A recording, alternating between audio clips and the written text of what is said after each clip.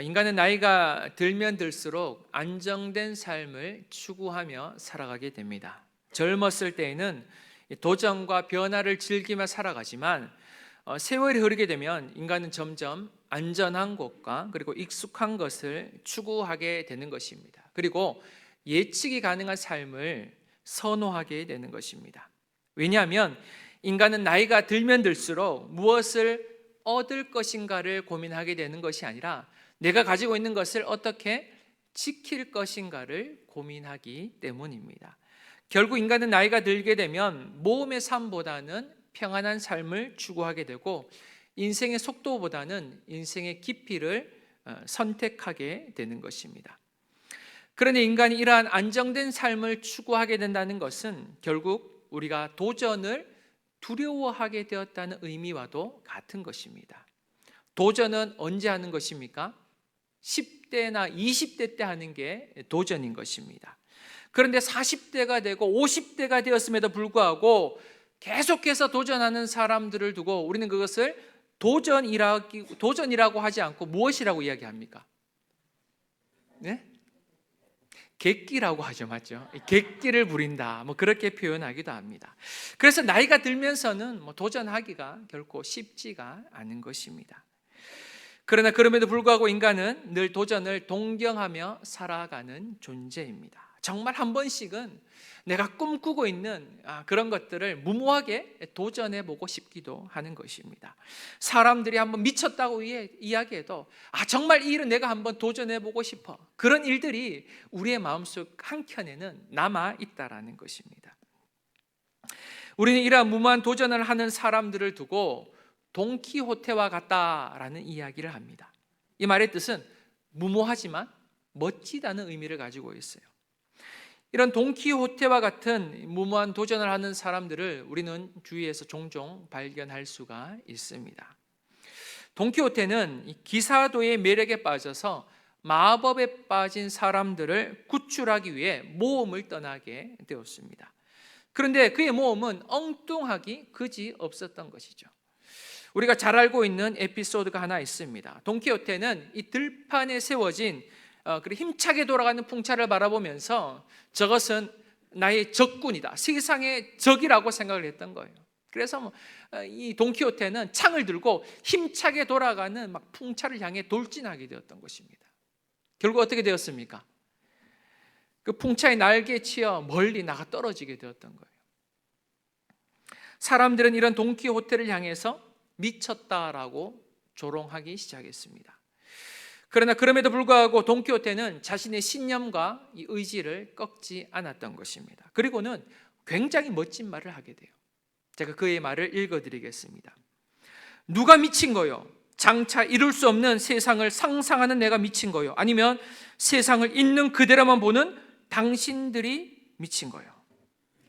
장차 이룰 수 없는 세상을 상상하는 내가 미친 사람입니까? 아니면 이 세상을 있는 그대로만 보는 당신들이 미친 것입니까? 성도 여러분, 누가 미친 겁니까? 세상이 미친 겁니까? 아니면 돈키호테가 미친 겁니까? 이 돈키호테의 말은 제게 큰 울림을 가져다 주게 되었습니다. 성도 여러분, 지금 세상은 마법에 빠진 것이 아니라 죄악에 빠져 있는 상황입니다.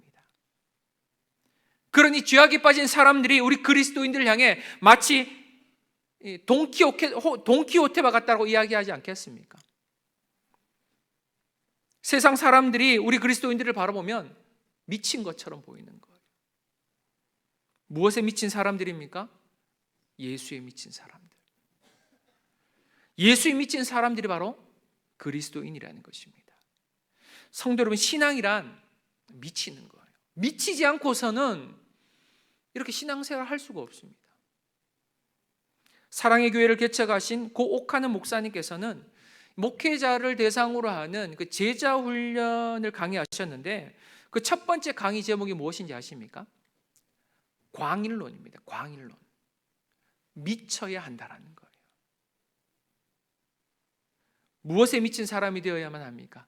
예수에 미친 사람만이 예수님의 제자가 될 수 있다라는 거예요. 고 손양원 목사님께서도 비슷한 고백을 하셨습니다. 나는 예수의 중독자가 되어야 하겠다. 예수의 중독자가 되어야 하겠다. 여러분, 중독이 얼마나 무서운 것인지 알고 계시지 않습니까? 그런데 그 목사님께서는, 우리 그리스도인들은 예수의 중독자가 되어야 한다는 거예요. 예수님을 보지 않으면 참을 수 없는, 견딜 수 없는, 그래서 다시금 예수님을 찾게 되는 그런 예수의 중독자가 되어야 한다는 것입니다. 이렇게 예수에 미치고 예수에 중독된 사람만이 세상을 향해 도전할 수가 있다는 것입니다. 예수에 미친 사람만이 계란과 같은 우리의 인생을 가지고 바위와 같은 이 세상을 내리칠 수가 있다는 거예요. 우리 성경의 모든 성도님들은 예수에 미치고 예수의 중독자들이 다 될 수 있기를 주의 이름으로 간절히 축원드립니다. 오늘 본문은 세상 사람들도 너무나 잘 알고 있는 이 다윗과 골리앗의 이야기입니다. 그런데 세상 사람들은 이 불가능한 이 싸움을 이야기할 때, 도전을 이야기할 때 다윗과 골리앗의 싸움이다, 이런 이야기를 하죠. 계란으로 바위를 치는 싸움을 다윗과 골리앗의 싸움이다라고 이야기를 하는 것입니다. 그래서 저는 오늘과 같이 치열한 삶의 현장을 살아가는 우리 그리스도인들에게 오늘 본문에 등장하는 다윗과 같은 믿음이 우리에게 필요하다라고 생각을 하게 됩니다. 이 말씀을 통해 여러분의 치열한 인생의 문제들을 믿음으로 돌파해낼 수 있기를 주의 이름으로 간절히 축원드립니다.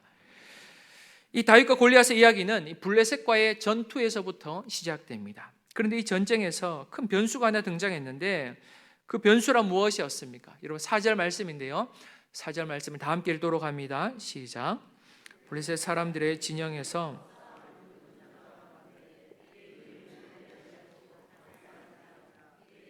여섯 규빗 한 뼘이요. 아멘. 블레셋 사람의 진영에서 한 장수가 등장하였는데 그 사람은 바로 가드 사람 골리앗이었다라고 성경은 말씀합니다.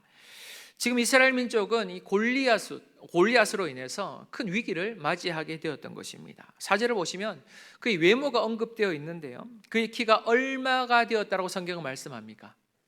6규빗 한 뼘이라고 말씀합니다. 성도 여러분이 한 규빗은 이 손가락 끝에서 이 팔꿈치까지의 거리를 의미하는 거예요. 그래서 보통은 한 45cm 혹은 50cm의 거리가 한 규빗이라고 이야기합니다.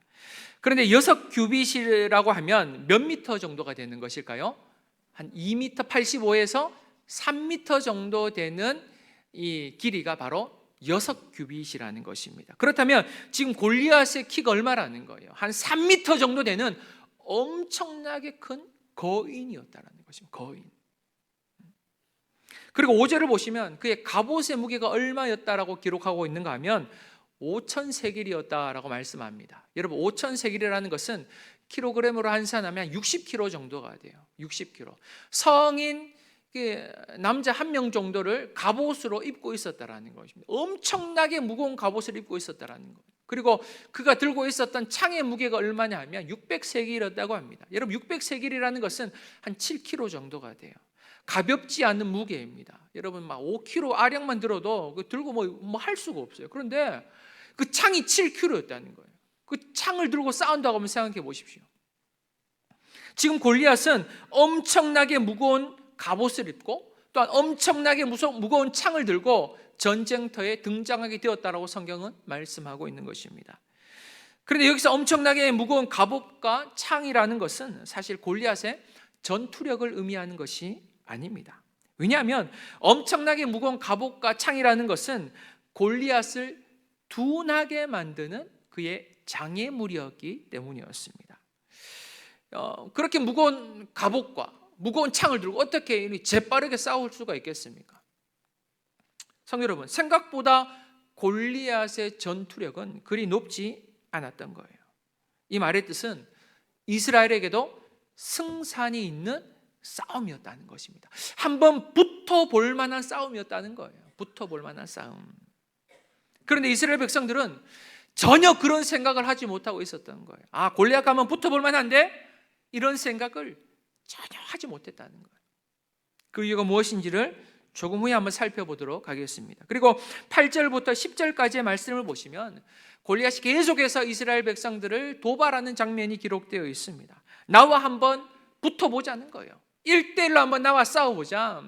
너희들 이스라엘 민족에서 장수를 한 명 보내서 나와 1대1로 싸워서 이 전쟁의 승부를 가려보자라는 것입니다. 만약 이스라엘의 장수가 나와 붙어서 날 이기면 블레셋 민족이 너희들의 종이 되고, 만약 내가 그 이스라엘의 장수를 이기게 되면 너희 민족이 블레셋의 종이 되는 것 어떻겠냐는 거예요. 그렇게 제안을 하고 있는 것입니다.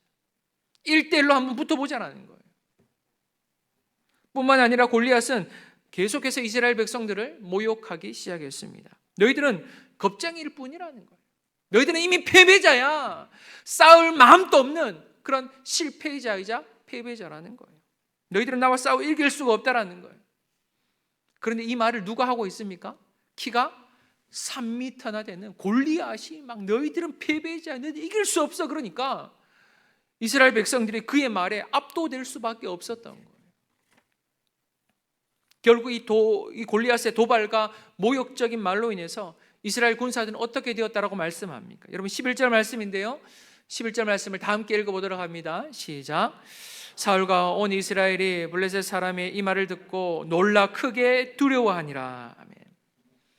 사울과 온 이스라엘이 블레셋 사람의 이 말을 듣고 크게 놀라 두려워하였다라고 말씀하고 있습니다. 지금 이스라엘 백성들은 골리앗의 외모에 압도될 뿐만이 아니라 그의 말로 인해서 두려움에 빠지게 되었던 거예요.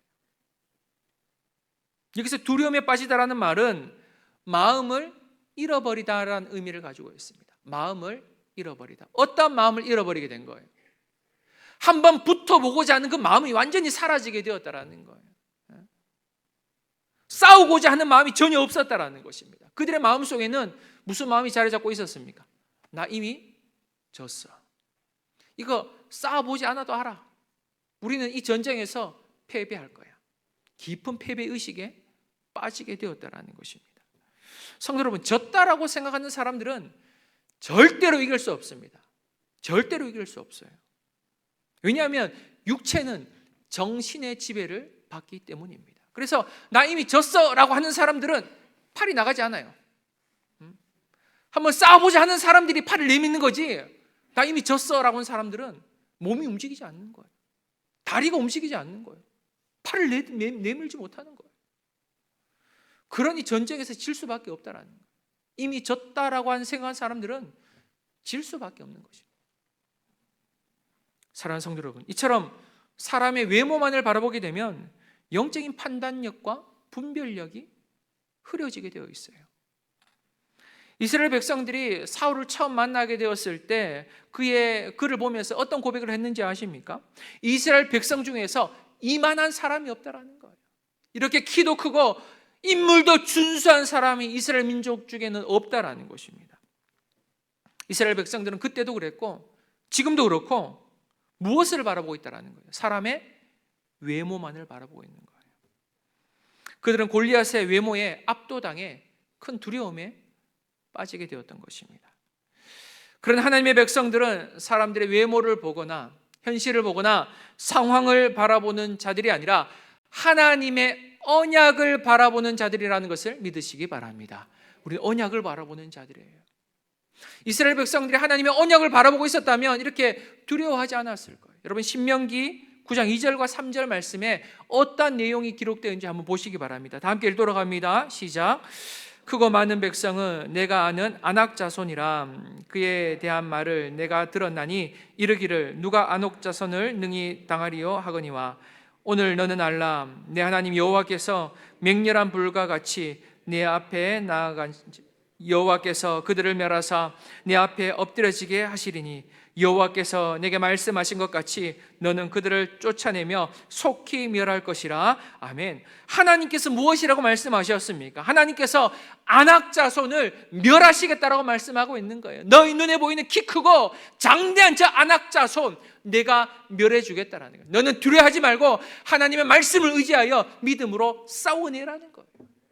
그러면 승리할 것을 말씀해 주셨던 것입니다. 만약 이스라엘 백성들이 이 하나님의 언약의 말씀을 알고 있었더라면, 이스라엘 백성들이 이 하나님의 말씀을 의지하고 있었더라면 그들은 골리앗을 보면서도 두려워하지 않았을 거예요. 하나님께서 아낙 자손을 물리쳐 주시니 두려워하지 말지어다. 그런 믿음으로 싸웠을 거예요. 그런데 이스라엘 백성들이 하나님의 말씀을 기억해내지 못했던 거예요. 사랑하는 성도 여러분, 사람의 외모가 아닌, 현실이 아닌, 상황이 아닌 하나님의 말씀을 바라볼 수 있기를 주의 이름으로 간절히 축원드립니다. 그래야지만 우리가 이 현실을 이겨낼 수가 있다는 거예요. 하나님의 말씀을 바라보고 하나님의 말씀만을 의지해야지만 이 치열한 현실을 이겨내지, 아니면 여러분 이 혹독한 세상 어떻게 이겨낼 수가 있겠습니까? 그런데 그 위기의 순간에 누가 등장하게 되는가 하면 다윗이 등장하게 됩니다. 다윗이. 그런데 다윗은 전쟁에 참전하기 위해서 이 전쟁터에 찾아온 것이 아니라 형들에게 도시락을 전해주기 위해서 이 전쟁터에 잠시 들리게 되었던 것입니다. 그런데 다윗이 전쟁터에서 무슨 소리를 듣게 되었는가 하면 골리앗이 이스라엘 백성들을 막 모욕하는 소리를 듣게 되었던 것입니다. 그 이야기를 들은, 이 골리앗의 모욕적인 이야기를 들은 이스라엘 백성들의 반응이 어떠했습니까? 여러분 24절 말씀인데요, 24절 말씀을 다 함께 읽도록 합니다. 시작. 이스라엘 모든 사람이 그 사람을 보고 심히 두려워하여 그 앞에서 도망하여. 이스라엘 백성들은 골리앗을 보면서 막 큰 두려움에 빠지게 되었습니다. 도망치기 시작했어요. 사람들이 떠나기 시작했습니다. 그런데 다윗은 어떻게 반응하고 있습니까? 여러분 26절 말씀인데요, 26절 말씀 다 함께 읽도록합니다. 시작. 다윗이 곁에 서 있는 사람들에게 말하여 이르되 이 블레셋 사람을 죽여 이스라엘의 치욕을 제거하는 사람에게는 어떠한 대우를 하겠느냐? 이 할례받지 않은 블레셋 사람이 누구이기에 살아계시는 하나님의 군대를 모욕하겠느냐? 아멘. 다윗은 여러분 지금 화가 나서 얘기하는 거예요. 저 인간이 누구이기에 지금 살아계신 하나님의 군대를 모욕하고 있는가? 다윗은 골리앗을 향해 누구라고 표현하고 있습니까? 할례받지 않은 블레셋 사람이라는 거예요. 그에게 골리앗은 넘지 못할 거대한 산이 아니라 그저 할례받지 못한 이방인일 뿐이었다는 것입니다. 그뿐만이 아닙니다. 그는 이스라엘의 군사들을, 이스라엘의 군대를 어떻게 표현하고 있습니까? 하나님의 군대라고 표현하고 있는 거예요. 하나님의 군대. 이스라엘의 군대가 아니라 하나님의 군대로 표현하고 있다는 것입니다. 지금 다윗은 정확하게 보고 있었던 거예요. 정확하게. 무엇을 정확하게 보고 있었던 것입니까? 이 문제의 핵심을 정확하게 보고 있었던 거예요. 성도 여러분, 지금 이스라엘 백성들이 두려움에 빠지게 된 이유는 그 상황을 군사적인 문제로 이해했기 때문이었습니다. 군사적인 문제. 우리의 전력으로는 골리앗을 이길 수 없다라는 거예요. 우리가 가진 전투력으로는 블레셋을 절대로 이길 수 없다라는 것입니다. 그러나 다윗이 보기에는 그것이 군사적인 문제가 아니었다라는 거예요. 다윗이 보기에 지금 이 상황에서의 가장 큰 문제는 군사적인 문제가 아니라 바로 믿음의 문제라는 거예요. 신앙의 문제라는 것입니다. 지금 이 상황은 우리의 전투력의 문제가 아니고 군사적인 문제가 아니고 우리의 신앙의 문제이자 믿음의 문제라는 거예요. 우리 믿음의 문제. 성도 여러분, 이것이 정말 중요합니다. 문제의 핵심을 볼 수 있어야 돼요. 문제의 핵심. 지금 또 우리 인생에는 수많은 문제들로 가득 차 있습니다. 문제 없는 인생이 있습니까? 가정의 문제, 자녀의 문제, 직장과 사업의 문제, 관계의 문제, 경제적인 문제, 건강의 문제까지. 수많은 인생의 문제들이 우리 인생을 가로막고 있는 것처럼 보입니다. 그런데 우리 인생에서 진짜 문제는 우리 앞에 닥친 현실의 문제가 아니라는 거예요. 사랑하는 성도 여러분, 우리의 인생의 모든 문제는 현실의 문제가 아닌 신앙의 문제이자 믿음의 문제라는 것을 믿으시기 바랍니다. 그게 중요한 거예요. 환경의 문제가 아니에요, 여러분. 세상의 문제가 아닙니다. 돈의 문제가 아니에요. 상대방의 문제가 아닙니다. 남들에게 문제가 있는 게 아니에요. 모든 문제의 핵심은 바로 우리 믿음의 문제라는 거예요. 우리 신앙의 문제, 신앙의. 우리는 늘 남의 탓을 하며 살아갑니다. 가정이 이렇게 된 것도 남의 탓이고, 교회가 이렇게 된 것도 남의 탓이고, 나라가 이렇게 된 것도 남의 탓이고, 그게 타락한 인간의 본성이에요. 그러나 성경은 우리의 인생에 일어나는 모든 문제의 핵심을 환경적인 문제라고 탓하고 있는 것이 아니라 바로 우리의 신앙의 문제이자 믿음의 문제라고 말씀하시는 것입니다. 그래서 지금 다윗의 고백이 무엇입니까? 이 싸움에서 중요한 것은 군사력이 아니라 바로 우리의 신앙이자 믿음이라는 거예요. 믿음. 그런데 이 다윗의 고백을 누가 듣게 됩니까? 그의 형이었던 엘리압이 다윗의 이야기를 듣게 되었던 것입니다. 그리고는 다윗에게 이렇게 이야기합니다. 여러분 28절 말씀인데요, 28절 말씀을 다 함께 읽도록 합니다. 시작.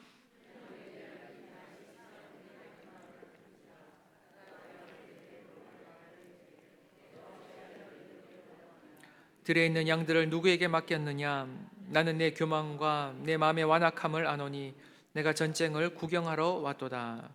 엘리압은 다윗의 이야기를 또 굉장히 열을 받게 되었어요. 왜냐하면 형이 보기에 다윗은 그저 목동이었기 때문이었습니다. 그래서 엘리압이 하는 말이, 너는 네가 치는 양들을 다 어떻게 하고 지금 이 전쟁터에 와서 이 전쟁을 구경하고 있느냐, 이렇게 야단을 쳤던 거예요. 목동 주제, 여기가 어딘 줄 알고 여기까지 찾아오게 되었느냐, 이렇게 화를 내고 있는 상황이었습니다. 형들이 보기에, 그리고 이스라엘 군사들이 보기에도 다윗은 그저 목동일 뿐이었던 것입니다. 목동일 뿐이었던 거예요. 그리고 33절을 보시면 이스라엘 왕이었던 사울 역시 이새처럼 다윗을 저평가하고 있는 것처럼 보입니다. 여러분 33절 말씀을 다 함께 읽도록 합니다. 시작. 사울이 다윗에게 이르되 내가 가서 저 블레셋 사람과 싸워, 너는 소년이요 그는 어려서부터 용사임이니라. 지금 사울은 골리앗을 블레셋의 용사라고 표현하고 있는가 반면 다윗은 어떻게 표현하고 있습니까? 소년일 뿐이라는 거예요. 너는 그저 목동이라는 거예요. 그래서 목동이 어찌 여러분 장수 골리앗과 비교가 될 수가 있겠습니까? 그리고 여러분 지금 다윗의 나이는 15세 정도에 불과했어요. 15세 정도. 15세면 중학교 2학년입니다. 중학교 2학년. 요즘은 성장 발육이 좋아서 중학교 2학년만 돼도 등치가 굉장히 좋습니다.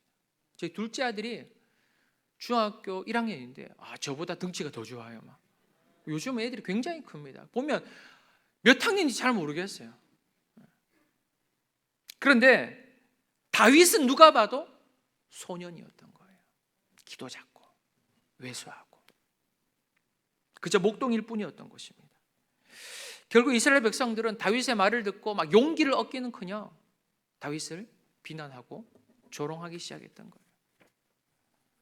사랑하는 성도 여러분, 우리가 현실을 극복하지 못한 이유도 이런 것들 때문 아닙니까?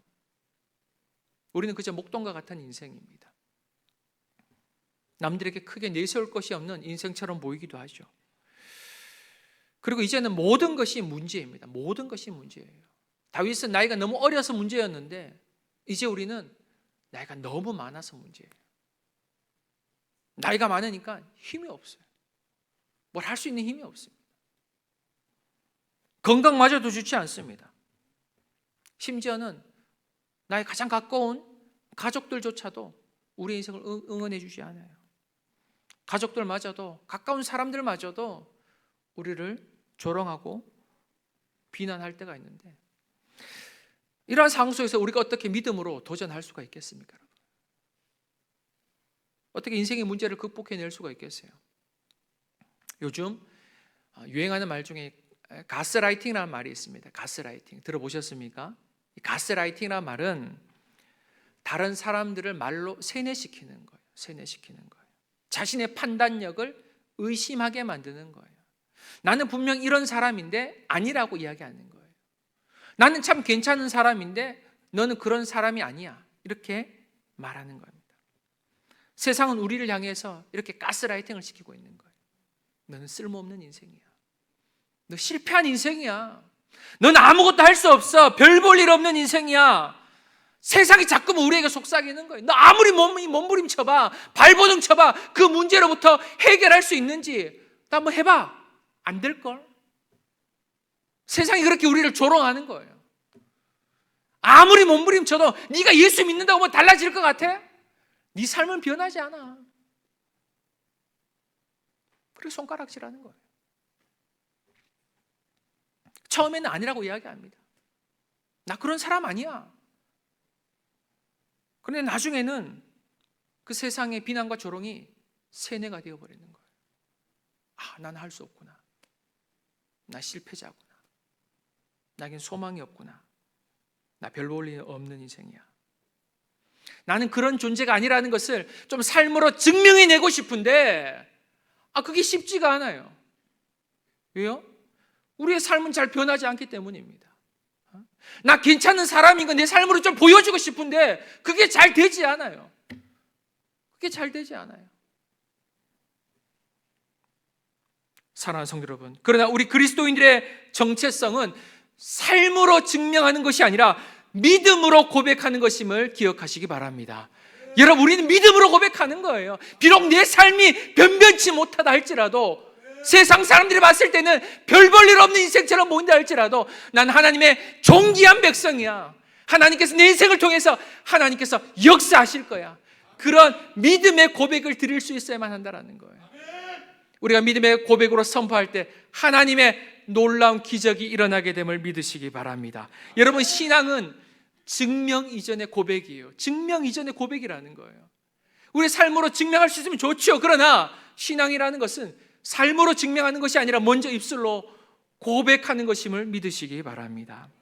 세상이 아무리 위대해 보인다 할지라도, 혹은 여러분의 인생 속에 골리앗과 같은 해결할 수 없는 인생의 문제가 여러분을 짓누르고 있다 할지라도 그 현실 속에서 낙심하고 절망하는 것이 아니라, 세상 사람들의 목소리에 주눅 들고 낙심하고 좌절하는 인생이 아니라, 눈물 흘리는 인생이 아니라, 그러한 상황 속에서도 주님을 바라보며 주님의 말씀만을 바라볼 수 있기를 주의 이름으로 간절히 축원드립니다.